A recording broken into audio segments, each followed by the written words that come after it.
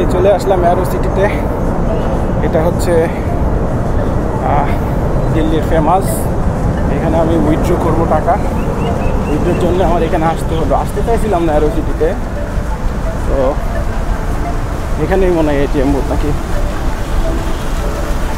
এটা হচ্ছে টেসলা গাড়ি।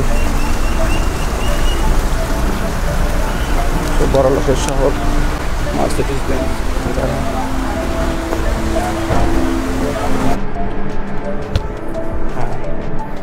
এই যে হচ্ছে এখন টাকা উইথড্র করার জন্য আসলাম অ্যারো সিটিতে।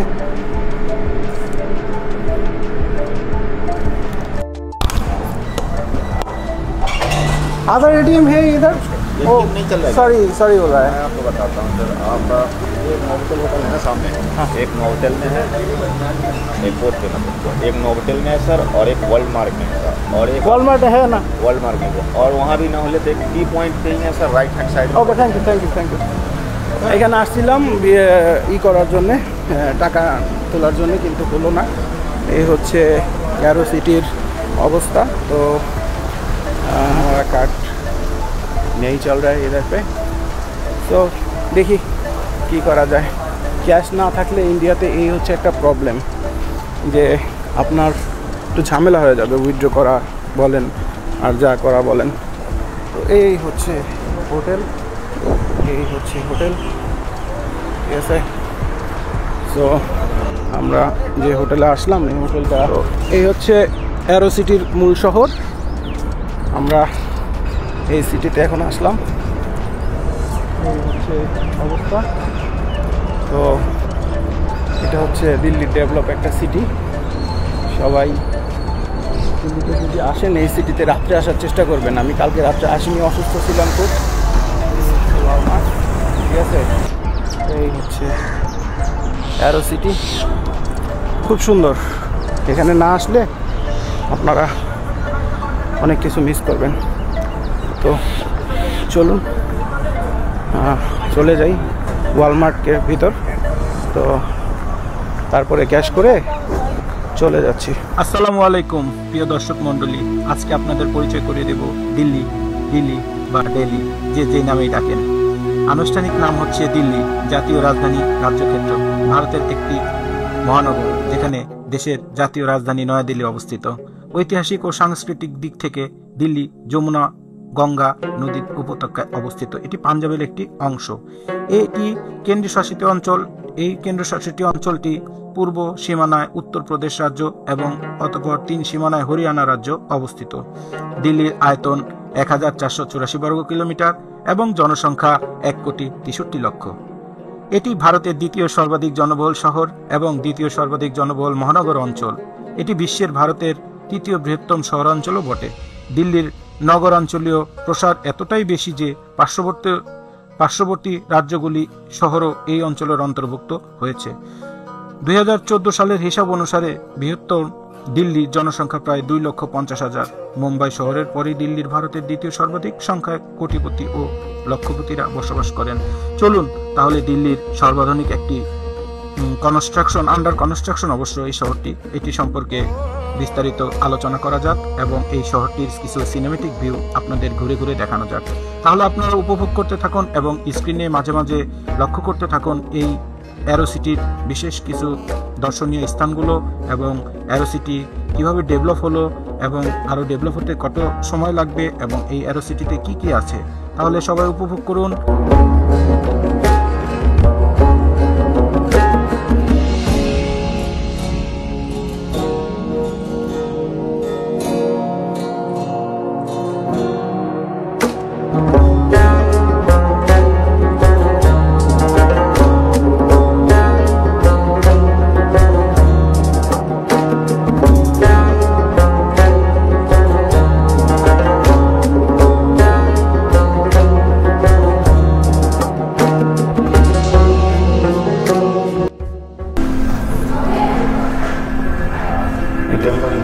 हाँ, मेरा सेल्फ रिकॉर्डिंग।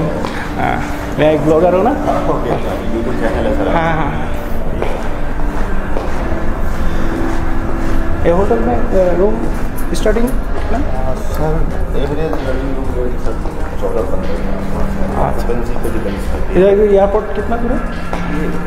एयरपोर्ट का ये रहा 4-5 किलोमीटर। এই আর থ্যাংক ইউ এখন এই যে আসলাম।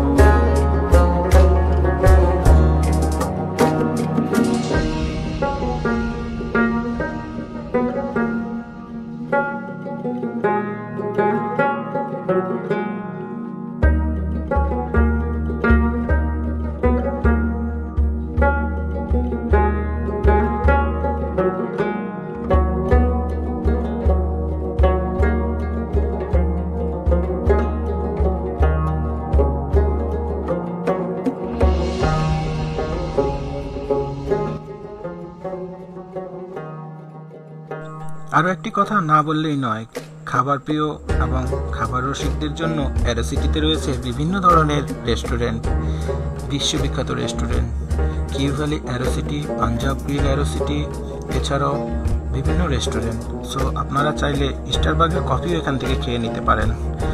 ঘুরতে ঘুরতে যাদের কফি খাওয়ার পিপাসা লাগবে তারা স্টারবার্গের কফিটা অবশ্যই ট্রাই করবেন এবং দেখতে থাকুন অ্যারোসিটির আরও বিভিন্ন জিনিসপত্র। এই তো দেখতে পাচ্ছেন ইন্ডিয়ান ফ্ল্যাগ উঠছে, এই যে দেখা যায় স্টারবার্গ। হ্যাঁ, যাদের মন চাইবে আসবেন, খেয়ে নেবেন।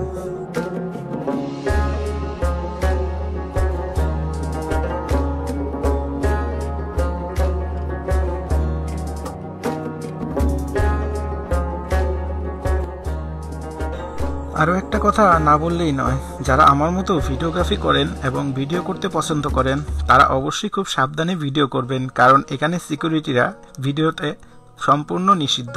তারা ভিডিও করা দেখলে আপনাকে থামাবে এবং জিজ্ঞেস করবে কেন করছেন, কি কারণে করছেন। আর আপনি যদি বলেন যে আমার ইউটিউব চ্যানেল আছে বা আমি ব্লগ করছি বা এটা আমার পার্সোনাল প্রোফাইলে রেখে দেওয়ার জন্য করছি, তাহলেও তেমন কিছু বলবে না। আর ভিডিও করার সময় এই ধরনের বাধ্যবাধকতা আসবেই, সবাই সাবধানে ভিডিও করবেন।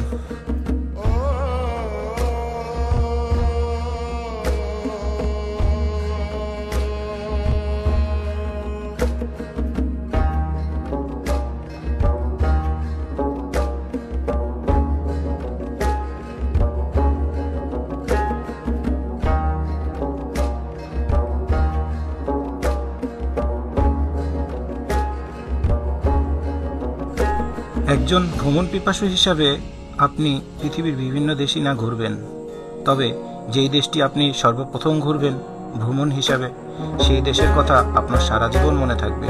সেই হিসাবে এই দিল্লির অ্যারোসিটি আমার অন্তরস্থলে থেকে যাবে আমার মৃত্যু পর্যন্ত। আমি এই অ্যারোসিটিকে ভুলবো না। কি অপরূপ সুন্দর সাজে সাজিয়েছে এই অ্যারোসিটিকে। আমাদের বাংলাদেশে যদি এরকম হতো, এরকম একটা ডেভেলপ সিটি হতো, কতই না সুন্দর হতো। আশা করি বাংলাদেশ গভর্নমেন্ট এরকম একটা সিটি বানানোর চেষ্টা করবে এবং ভবিষ্যতে আমি সেটা নিয়েও একটি ভিডিও বানাবো। তাহলে সবাই উপভোগ করেন দিল্লির অ্যারোসিটি। এটা হচ্ছে মহিপালপুরে, দিল্লি এয়ারপোর্টের খুবই কাছে। সবাই ভালো থাকবেন, সুস্থ থাকবেন, আর আমার ফিল্ম বাই এনএস পেজটার পাশে থাকবেন। সবাই আমাকে সাপোর্ট করবেন। এটা আমার প্রথম ভয়েস ওভার ভিডিও। আমি জানি না ভিডিওটা কেমন হলো বা আমার ভিডিওগ্রাফি কেমন।